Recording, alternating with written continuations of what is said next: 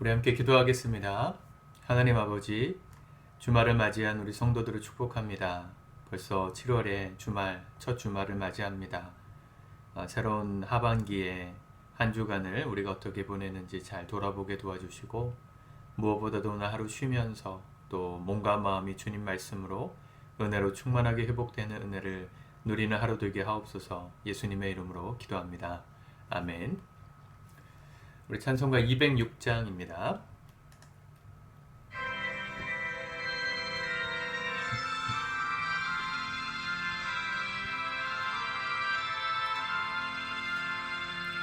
주님의 귀한 말씀은 내 발의 빛이요,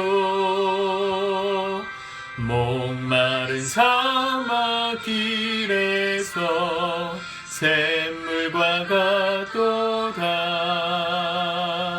굶주린 나의 영혼을 만나로 먹이고,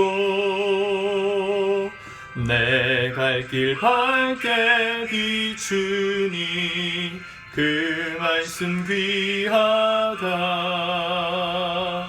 낮에는 구름 기둥과 밤에는 불기둥, 주 백성 앞에 나타나 인도해 주시네.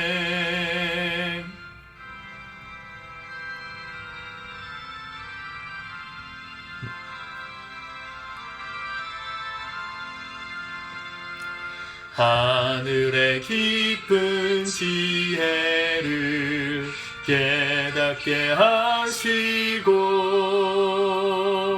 주 말씀 밝히 알도록 늘 도와주소서. 아멘. 아멘. 우리 오늘 하나님 말씀 전도서 3장의 말씀을 같이 보도록 하겠습니다. 전도서 3장 1절부터 보겠습니다. 같이 읽습니다. 시작. 범사에 기한이 있고 천하 만사가 다 때가 있나니, 날 때가 있고 죽을 때가 있으며, 심을 때가 있고 심은 것을 뽑을 때가 있으며, 죽일 때가 있고 치료할 때가 있으며, 헐 때가 있고 세울 때가 있으며, 울 때가 있고 웃을 때가 있으며, 슬퍼할 때가 있고 춤출 때가 있으며, 돌을 던져 버릴 때가 있고 돌을 거둘 때가 있으며, 안을 때가 있고 앉는 일을 멀리 할 때가 있으며, 찾을 때가 있고 잃을 때가 있으며, 지킬 때가 있고 버릴 때가 있으며, 찢을 때가 있고 꿰맬 때가 있으며, 잠잠할 때가 있고 말할 때가 있으며, 사랑할 때가 있고 미워할 때가 있으며, 전쟁할 때가 있고 평화할 때가 있느니라. 일하는 자가 그의 수고로 말미암아 무슨 이익이 있으랴. 하나님이 인생들에게 노고를 주사 애쓰게 하신 것을 내가 보았노라. 하나님이 모든 것을 지으시되 때를 따라 아름답게 하셨고, 또 사람들에게는 영원을 사모하는 마음을 주셨느니라. 그러나 하나님이 하시는 일에 시종을 사람으로 측량할 수 없게 하셨도다. 사람들이 사는 동안에 기뻐하며 선을 행하는 것보다 더 나은 것이 없는 줄을 내가 알았고, 사람마다 먹고 마시는 것과 수고함으로 낙을 누리는 그것이 하나님의 선물인 줄도 또한 알았도다. 하나님께서 행하시는 모든 것은 영원히 있을 것이라. 그 위에 더할 수도 없고 그것에서 덜 할 수도 없나니, 하나님이 이같이 행하심은 사람들이 그의 앞에서 경외하게 하려 하심인 줄을 내가 알았도다. 이제 있는 것이 옛적이 있었고 장래에 있을 것도 옛적이 있었나니, 하나님은 이미 지난 것을 다시 찾으시느니라. 또 내가 해 아래에서 보건대 재판하는 곳 거기에도 악이 있고, 정의를 행하는 곳 거기에도 악이 있도다. 내가 내 마음속으로 이르기를 의인과 악인을 하나님이 심판하시리니, 이는 모든 소망하는 일과 모든 행사에 때가 있음이라 하셨으며, 내가 내 마음속으로 이르기를 인생들의 일에 대하여 하나님이 그들을 시험하시리니, 그들이 자기가 짐승과 다름이 없는 줄을 깨닫게 하려 하심이라 하였노라. 인생이 당하는 일을 짐승도 당하나니 그들이 당하는 일이 일반이라. 다 동일한 호흡이 있어서 짐승이 죽음같이 사람도 죽으니 사람이 짐승보다 뛰어남이 없음은 모든 것이 헛됨이로다. 다 흙으로 말미암았으므로 다 흙으로 돌아가나니 다 한 곳으로 가거니와 인생들의 혼은 위로 올라가고 짐승의 혼은 아래 곧 땅으로 내려가는 줄을 누가 알랴. 그러므로 나는 사람이 자기 일에 즐거워하는 것보다 더 나은 것이 없음을 보았나니 이는 그것이 그의 몫이기 때문이라. 그의 뒤에 일어날 일이 무엇인지를 보게 하려고 그를 도로 데리고 올 자가 누구이랴. 아멘. 참 1절 말씀부터 8절 말씀까지 만사의 범사의 기한과 때가 있다. 이 말씀이 어떻게 보면 우리에게 굉장히 큰 위로가 되는 말씀이라고 생각합니다. 인간이 나고 죽고 또 심고 거둘 때가 있다. 죽일 때가 있고 치료할 때가 있고 헐 때가 있고 세울 때가 있고 웃을 때가 있고 울 때가 있고 슬퍼할 때가 있고 춤출 때가 있다. 사랑할 때가 있고 미워할 때가 있고 전쟁할 때가 있고 평화할 때가 있느니라. 여러분 인생이 이 때를 따라서 지나가고 또 나에게 주어진 시간이 결코 필요 없는 시간이 아니라는 것을 우리 늘 기억하며 살아야 합니다. 오늘 내게 지금 고생스러운 상황이 있다면 사실은 하나님께서 그 시간을 통해서 우리를 연단하시고 또 세워야 할 것들, 심어야 할 것들, 주님 앞에 열심히 노력해야 될 때가 오늘 지금 우리에게 주어졌기 때문이라고 생각하며 사시면 오늘 내가 당하는 고난을 좀 견딜 수 있는 힘이 생깁니다. 왜 내가 이런 시간을 당해야 하는가? 왜 내가 이렇게 힘들어야 하는가? 자꾸 지금의 때, 지금 내가 당하고 있는 그 상황을 모면하고 벗어나려고만 하면 인생엔 답이 없습니다. 인생은 행복할 수가 없습니다. 왜냐하면 우리의 뜻대로 인생의 타이밍을 만드는 것이 아니기 때문이죠. 우리의 뜻대로 인생의 타이밍을 정리할 수 있지가 않기 때문입니다. 하나님은 오늘 우리에게 주신 그 때를 하나님께서 가장 정확하게 인도하시는 분이다. 오늘 내가 웃어야 할지 울어야 할지 그 모든 때 가운데 하나님의 섭리가 있다. 그걸 믿고 살아야 우리의 일생을 주님 뜻대로 또 견디면서 걸어갈 수가 있는 겁니다. 11절에 보니까 하나님이 모든 것을 지으시되 때를 따라 아름답게 하셨다. 여기 때가 또 반복되죠. 하나님의 타이밍입니다. 때를 따라 아름답게 하셨다. 그러니까 앞에서 나왔던 그 모든 순간순간이 아름답다는 거예요. 우리가 수용하면.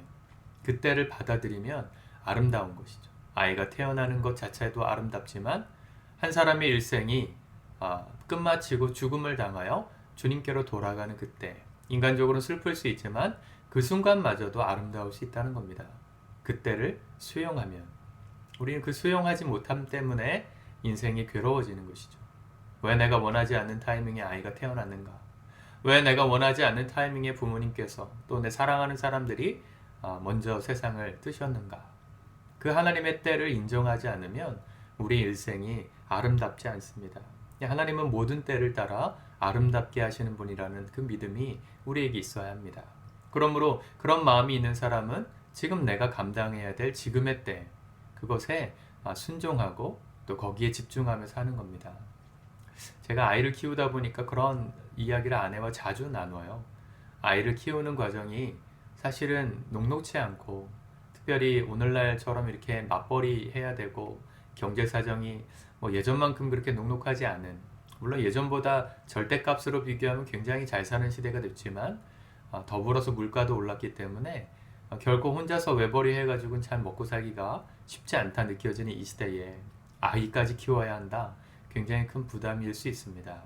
근데 저희 아내와 제가 가장 많이 하는 말 중에 한 가지는 지금 우리에게 주신 이 때를 소중하게 여기자. 지금 아이와 함께하고 아이와 놀고 아이와 시간을 보낼 수 있는 이때 아이가 어느 순간 되면 사춘기가 되고 친구들 따라 또 가지 않겠어요? 부모님하고 같이 노는 게 싫어지는 때가 있을 겁니다. 그때까지 아이가 우리와 함께 하기를 원하는 그 순간을 최선을 다해서 함께 해주자. 지금 때가 지나가면 돌아오지 않는다. 여기에 집중하자는 얘기를 참 많이 합니다. 나중에 아이가 사춘기가 되고 지금 저희와 함께 놀기를 싫어하는 때가 온다면 조금 슬프겠지만 그때도 견디는 마음으로 그때를 주신 하나님, 그때에 알맞는 아름다움을 주실 하나님을 신뢰하고 기다리면 또 사춘기가 지나고 부모와 가까워질 수 있는 시간이 또 오지 않습니까? 그때그때마다 감사하며 사는 사람은 인생이 감사하고 행복입니다. 근데 그때그때마다 힘들다, 못하겠다, 죽겠다, 불평하고 벗어나고 싶은 마음으로 인생을 생각하면 행복할 수 있는 순간은 단 한 순간도 없습니다. 인생은 우리에게 주신 때를 따라 가장 아름답게 하시는 하나님을 신뢰할 때 인생은 아름다워지는 것입니다. 수많은 얘기들이 있지만 하나님께서 우리의 삶 가운데 오늘도 아름다운 때를 허락해 주셨다 믿습니다. 저는 목회하면서 그런 하나님의 때를 신뢰하고 또 인정하는 연습을 많이 합니다. 목회하다 보면 제 마음과 같지 않게 행동하고 또 이렇게 신앙생활에 있어서 제가 원하는 대로 이렇게 잘 따라오지 못하시는 분, 따라오지 않는 것처럼 보이는 분들도 있어요. 뭐 이런 얘기하기가 조심스럽지만 그런 성도들을 볼 때 좀 낙심이 되거든요. 하나님 말씀을 나름 열심히 가르치려고 그러고 사랑하려고 했는데 그 진심이 잘 전달되지 않고 뭔가 거리감이 생긴 것 같은 사람들이 있을 때, 그럴 때 저는 늘 괴롭습니다. 사실은 우리 교회에서뿐만 아니라 이전에도 그런 경험들이 참 많이 했어요. 왜 내 마음 같지 않을까? 근데 제가 조금씩 나이를 먹어가고 목회를 조금씩 더 하게 되면서 느끼는 마음은 하나님의 때가 있을 것이다. 신뢰하는 마음으로 제 마음을 바꾸려고 많이 노력합니다.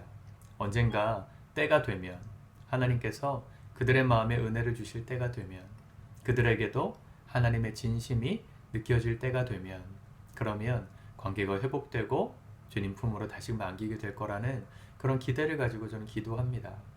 그렇게 기도하면 마음이 평안해요.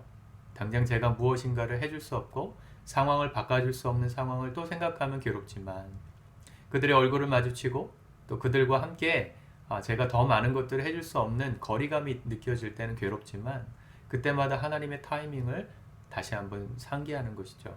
하나님의 때가 되면 회복시켜 주실 것이고, 하나님의 때가 되면 은혜를 주실 것이고, 그 은혜 가운데 관계를 회복시켜 주실 것이다. 저는 믿습니다.